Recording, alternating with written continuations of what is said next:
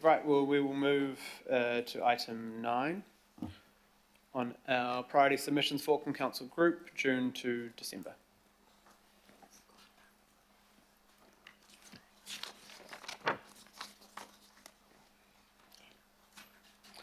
Thank you, Adam.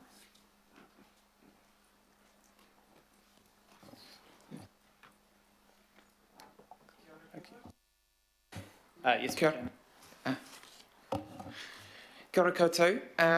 Just to quickly say that I'm Adam Morris. I'm Principal Strategic Advisor in the Strategic Advice Unit, part of APSR. And alongside me, I've got Denise O'Shaughnessy, who's the manager of my team. I've not got a presentation. I just want to cover a few points just to re-emphasise some points from my paper that I've put forward.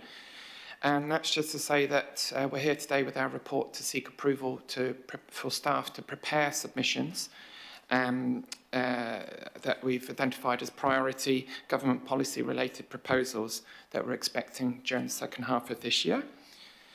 So if that list is approved, then staff in the appropriate areas of council will prepare these submissions as and when they come available, when they're open, and they'll take those through the normal committee procedures for approval. The submissions themselves, the substantive part of the submissions, they'll be considered by the relevant committees. And then just to remind ourselves here is that earlier this year that staff developed a process for identifying and prioritising consultations, which involves assessing them against a set of criteria. The list of prioritised consultations for the first half of this year were approved by this committee in March.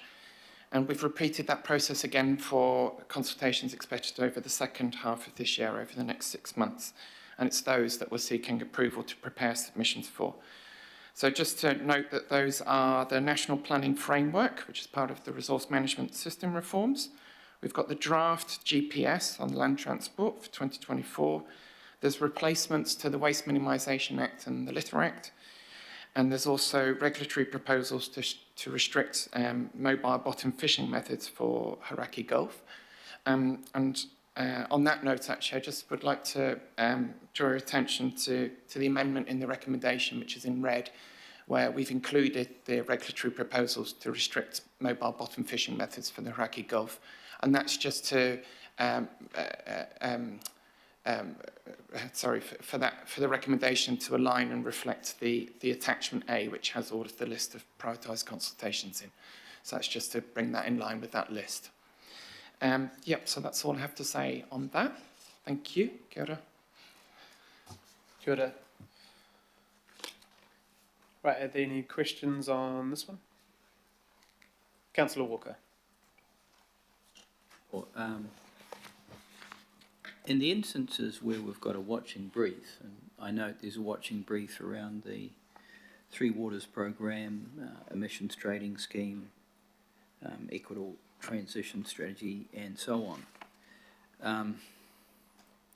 I'm making the assumption that we're going to continue to apply ourselves in those areas, particularly around Three Waters, where the council has taken a position of opposition to the Three Waters, and of course recently as a consequence of the calamitous storm events, I think we've highlighted that it's even more important for council to have as much influence around our waters as possible. So are we updating our positions across areas, especially as it goes to, you know, the land use and the stormwater and other matters that have been heightened as a consequence of recent storms?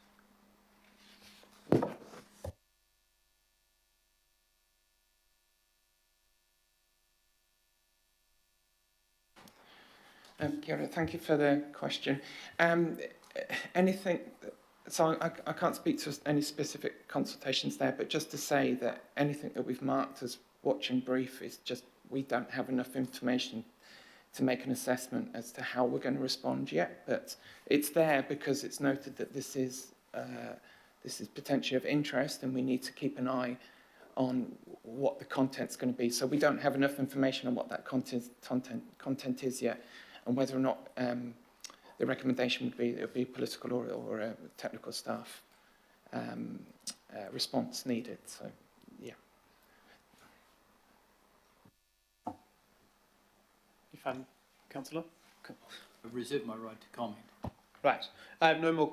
Sorry, Councillor Darby. Just a question. Oh, Megan, this popped out. Here she is. Sorry, I was just about to pose a question, Megan, and it's probably on the back of being, former planning committee chair and being totally absorbed, swamped by the national policy statement, urban development, and knowing what that, how much life that sucked out of the council. Our work streams were deferred, are still deferred. When we make these submissions, is there merit in actually highlighting to select committees and to ministries just how much resource is required to not just make submissions, but then actually to respond to legislation, and there's never any consequential never any acknowledgement of the consequential spend, once legislation is passed. You never see it mentioned in a paper. It's just assumed that territorial authorities are going to suck it up and reallocate resources. Communities are let down in various parts of the country, and at least this city. So I'm sort of wanting to get a feed from you as to whether there's merit on an ongoing basis to identify to ministry officials and select committees that there are consequences for councils and they're not just financial.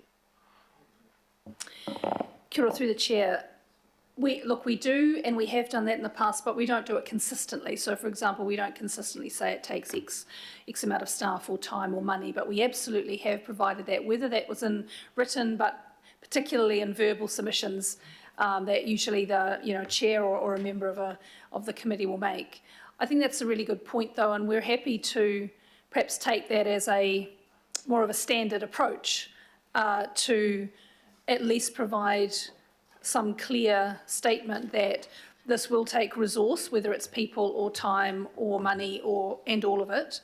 And there will be times where it would be appropriate to go, and it's going to be this kind of amount of money, or this is what it's cost in the past, or this level of resourcing required. So I think that's a really helpful point. We're happy to kind of include that as in part of our standard approach to these, if that's helpful, Mr. Chair. Cool. It's helpful. Councillor Walker, do you have another question? I've just got another question. As much and all as this committee may be involved, there are other committees and parts of council. I mean, I note that the Hauraki Gulf Forum should really be involved around the mobile bottom fishing methods.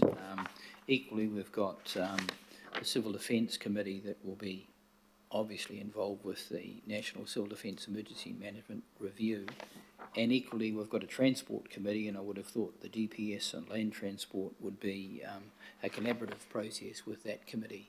So I've just got a question for the officers as to how we get on, particularly when there's a smaller, more nimble committee, and I'm thinking of Civil Defence that is going to have an overriding interest. Are we going to be involving them to a much larger degree? Let's go to through the chair. So just to reiterate, sorry, and I will come directly to that as well, that the focus here is actually on preparing the submissions, identifying what's coming up ahead of time and agreement or approval, sorry, on preparing those submissions. When it comes to the actual developing of the submissions and the content where they would need to be taken through those appropriate committees, that's down to the staff officer who's responsible for that particular consultation. And on that, with each of these consultations, I have been in contact with the relevant team or the relevant staff members. So it would then be down to that officer to make the decision on the committee and how it's taken through there in agreement with that relevant committee. So yes, essentially, I guess is the answer in short.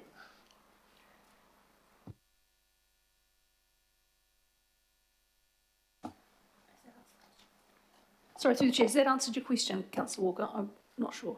What, but it'll Kind do. of. If I could just add that this is really just, we're just trying to do a bit of a clearinghouse for the submissions that we're going to focus on, but it's not only this committee that's going to be responsible for adopting or signing off those submissions. So they will go to the relevant committees as needed. This is just a bit of a clearinghouse report and process.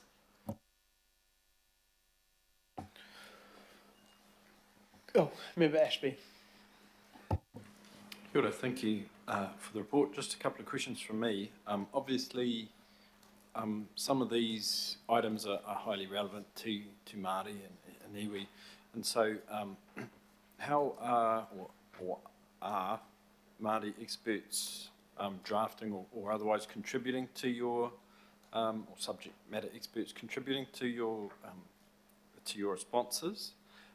Second one is, within while iwi input will be included in the submissions, the timeframes are tight. So what's the plan to fill in the blanks if you can't get it? Because it's very hard to get iwi feedback, even with a long time frame, because we're all so busy. So yeah, what are some steps there? And then the third one is just maybe a question and a comment combined, but feeding off the second question is to make sure, or a suggestion to work with our secretariat, our MSB secretariat, who are across some of these matters, to help you with that. So those are my questions. Thank you. Thank you, and through the chair. Just to respond to your first question first. During consultation process, any submissions, whilst they're being developed, staff will seek input from the Matarai, and also the IMSB Secretariat, and where possible as well, or where appropriate, feedback that we've received before from iwi, where that's appropriate. But otherwise, in general, we're not seeking or involving Māori experts or in that submission. And then I think, yes, your second question was regarding timeframes.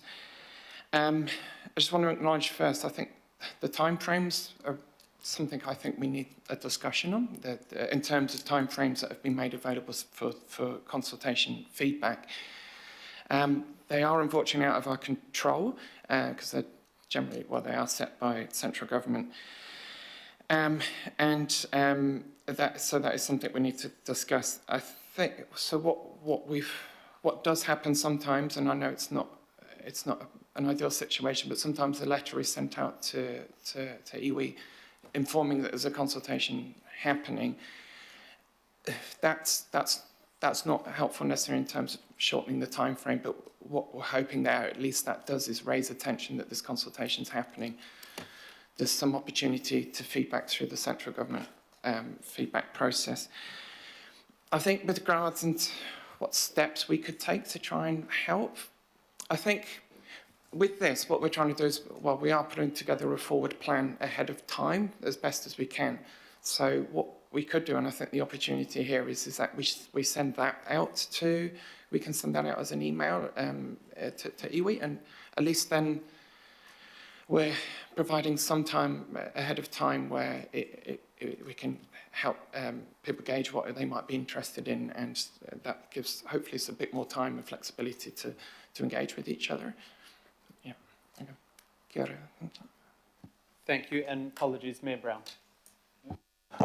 I think, is this supposed to be an exhaustive list of things you're doing? Because, I mean, there's other things, local government reorganisation, local bills, reparking fines, bills on the transport rules affecting congestion pricing, Three Waters, all those are floating around and coming into land that I'm aware of. And I'm not aware of a whole host of other stuff that's circling above me, like crapping seagulls. How do you get to know or make sure that you've got them all covered, or is this not supposed to be exclusive? I'm not quite sure. Just put it in perspective for me, please. Through the chair, Adam, if you're okay, if I just take this, happy for you to add anything else. Look, a number of the things that you raised there, some of them are part, like we can advocate for, and we're part of the conversation with government to get some changes to that legislation. So the purpose of this report and these particular ones we've listed are the ones that we know are coming from government and that we know and we believe are the most important ones to focus our energy on as an organisation. There are always others, sometimes promulgated by us, or the conversations we need to have with government or provide you advice that you have with government then about changes. And of course we will contribute to those, but this really are the ones that are coming from government that we know are kind of coming at us. And we just wanted to let you know, so it doesn't stop. Some of the other ones that you're talking about, particularly if they gain some momentum in this next 6 months possibly, or the next, couple of years. Yeah. Okay, well, I'll just want to make sure you get those listed down, because, for instance, the congestion pricing one is an interesting thing. At the meeting yesterday about the options for mass transit, which is either a light rail or a metro rail, one of the principles behind it is that we will have implemented congestion pricing. And at the moment, we don't have the legal ability to do that. And in fact, to make it work, we have to have the legal ability to do it on roads which are not ours, which are the motorways. And I'm told by the Minister that that is possibly underway, but it won't. The entire project relies on a change of legislation about which we only kind of accidentally found about. Yeah. So I understand that your job is quite tricky and you need a red alert somehow or other on these things coming out. But so what you're telling me is that that's your best effort, but you're quite open to have other ones added to it. So. Through the chair, Mr. Chair, sorry. I mean, I guess, Mayor, this is a list of what is officially coming. So, of course, like Three Waters, we've already done submissions on the Go to Select Committee. Congestion pricing, we have put submissions into the first processes. I'm assuming at some point it'll come back with an official recommendation from government, and then we'll get to submit again. And on parking fines and things like that, we're on the record, but they haven't come to us with new legislation. So this is just a list of what essentially government's telling us is time for us to submit. So they get triggered with, you must submit by March 22 or whatever it is, and then those will come through. So it's not like it's missing, they're in the background, but the staff will only be sort of triggered through this when we've been asked to submit. So we can obviously do stuff as elected members, and you as well, to government on, where is this, can it speed up or hurry up? But when it's officially, this is the mechanism. But once those things pop up, we'll definitely, what we're trying to do is triage, because unfortunately staff have had hundreds of things thrown at them by government, and it's all very quick and all over the place, and this is trying to kind of get a conveyor belt, I guess, of what's coming, so you can work on them before coming back to us. Okay, thanks very much for that. It was just that last one, the congestion, it only popped up in a meeting yesterday, and it sounds as though they're acting as if it's already in place, which is bizarre. Thank you, Mayor. No more questions. I'm happy to move. We've got a seconder, Deputy Chair, Councillor Dalton. Oh, sorry. Comment. All right. We have a comment from Councillor Leone, and I think Councillor Walker, did you still have a comment? Councillor Leone. No, sorry, none from me now. Sorry, thank you, staff. I forgot to ask you to come back. We appreciate the work you're all doing, and I know it's quite difficult. Councillor Walker, you have a comment. Really just a comment to reinforce that we shouldn't just be sitting back in issues around Three Waters reforms. Once again, I'd say we should have a full-on campaign, try and wipe the thing out. That requires effort, requires ongoing research to continue to redefine our position, especially after the flood events. So what is our current position on something against a background where everything has changed? So that is my concern, Mr. Chair. Thank you. Thank you, Councillor. And yes, we have been very clear on Three Waters, and the Mayor, I know, and Deputy Mayor have been working with ministers on what their approach going forward. And of course, we hope that things like the floods, which have happened across the whole North Island now, are being considered as part of what is next. So just once again, want to acknowledge the staff under huge pressure, especially the last 2 or 3, 4 years, to get us clear submissions in very short time frames. So this will help you all. I hope that you can start progressing some of that work as it comes, as opposed to always having to react when you get you must submit in 30 days' time, when there's not often a committee to come to and get all the governors away to, and IMSB and Mana Whenua and local boards and everyone else to feed into those processes. So I know it's extremely difficult, but we do appreciate the huge amount of work that you're all doing to make sure that our voice is heard in these sometimes massive government changes or other legislative requirements. Well, thank you very much. All those in favour? Aye. Any opposed? No. Thank you.